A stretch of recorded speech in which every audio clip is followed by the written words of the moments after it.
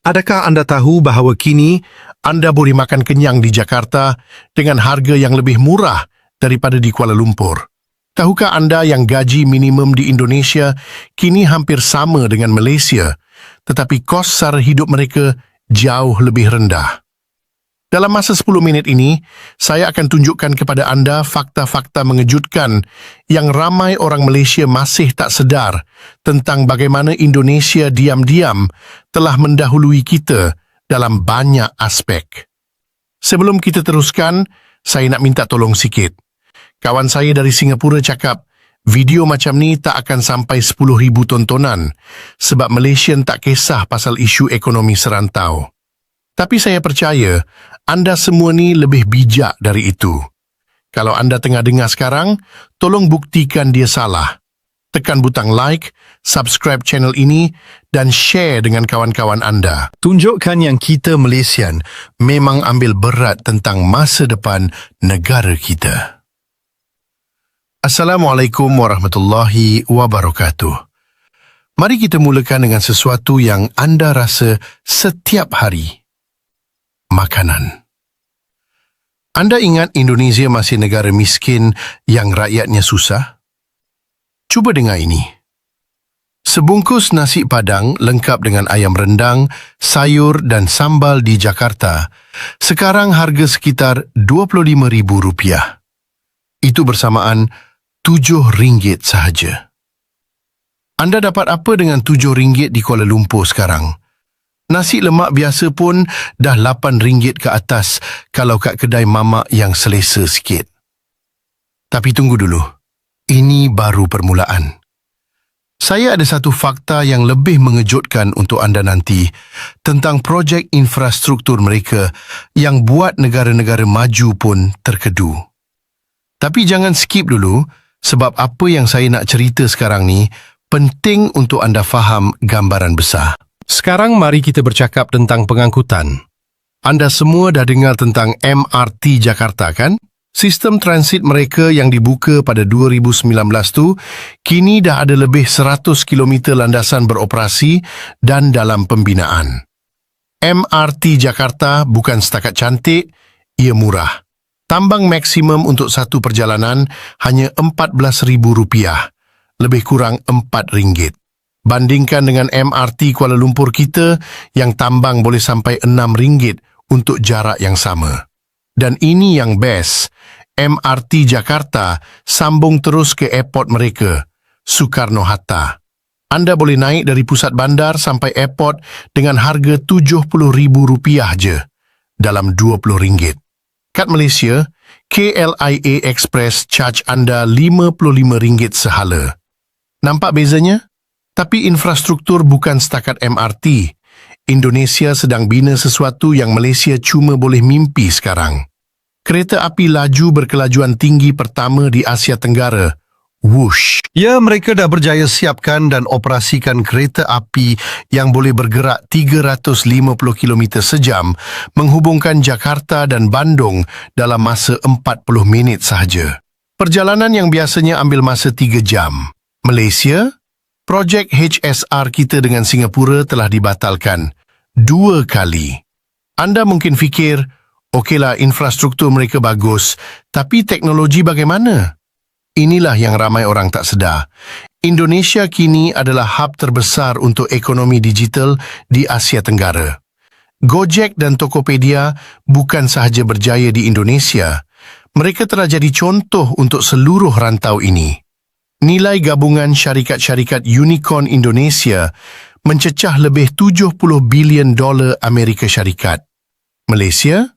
Kita ada Grab, tapi Grab tu pun syarikat Singapura yang kebetulan founder dia orang Malaysia. Sekarang bahagian yang paling menarik, pendidikan dan modal insan. Ini dia loop yang saya nak tutup dari tadi.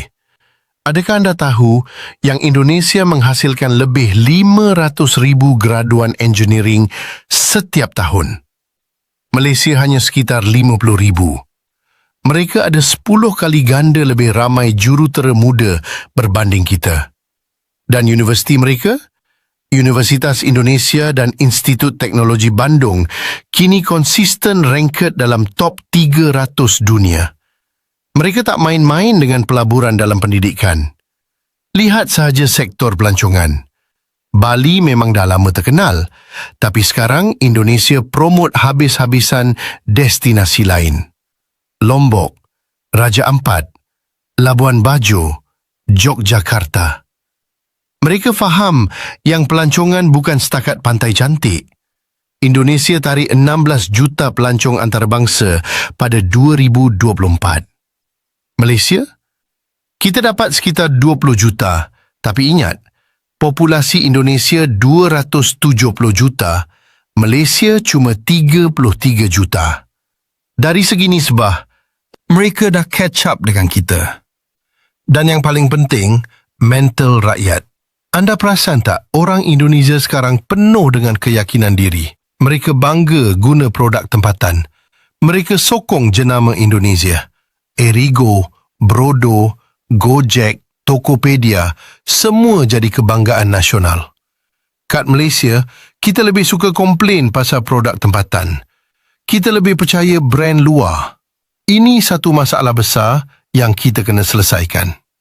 Biar saya ceritakan pengalaman saya. Saya ada kawan yang pindah kerja dari Kuala Lumpur ke Jakarta tahun lepas. Dia engineer, dapat tawaran gaji yang hampir sama dalam rupiah converted to ringgit. Awal-awal dia risau sebab ingat Indonesia ni susah nak hidup. Tapi lepas 6 bulan, dia call saya cakap dia boleh save lebih banyak duit berbanding masa kerja kat KL. Sewa apartmen dia lebih murah, makanan lagi murah, entertainment pun lebih berpatutan. Malah dia cakap peluang career growth kat sana lagi banyak sebab ekonomi digital mereka tengah boom teruk. Sekarang dia dah beli kereta kat sana. Meanwhile, kat Malaysia, dia naik motor je selama 5 tahun kerja.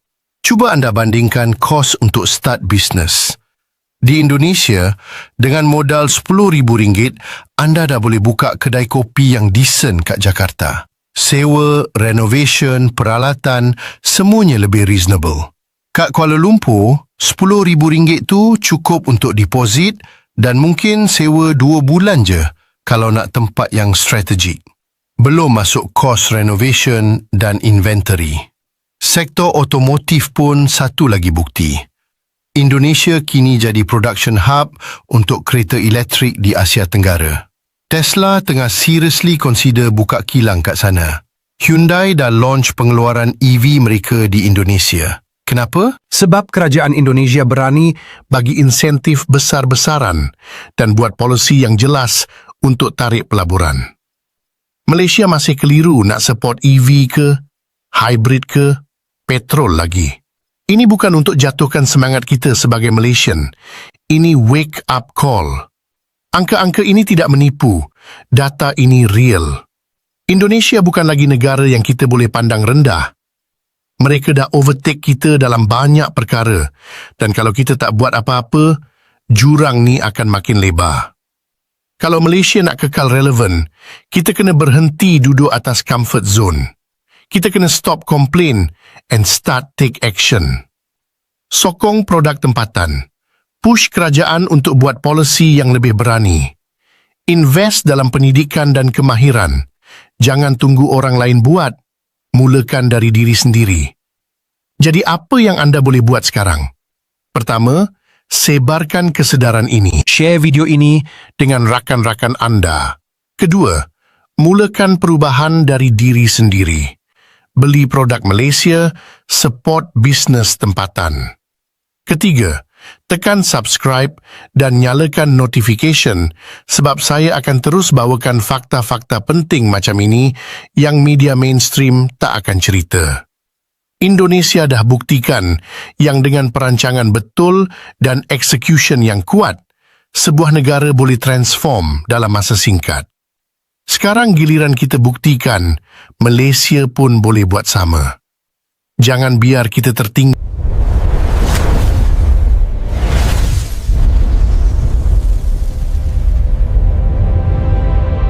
Kalau kita dengar fakta-fakta dalam perbincangan tadi, memang susah nak nafikan bahawa negara jiran kita, Indonesia, sedang bergerak sangat pantas dalam banyak bidang. Dan yang paling menarik, kemajuan ini berlaku secara senyap-senyap tanpa kita sadar sepenuhnya di Malaysia. Mari kita jujur seketika. Selama bertahun-tahun, ramai antara kita di Malaysia melihat Indonesia sebagai negara yang lebih murah sebab kurang maju. Tetapi realitinya hari ini, murah di sana bukan lagi kerana mundur, tetapi kerana produktiviti dan kos sistem mereka lebih efisien.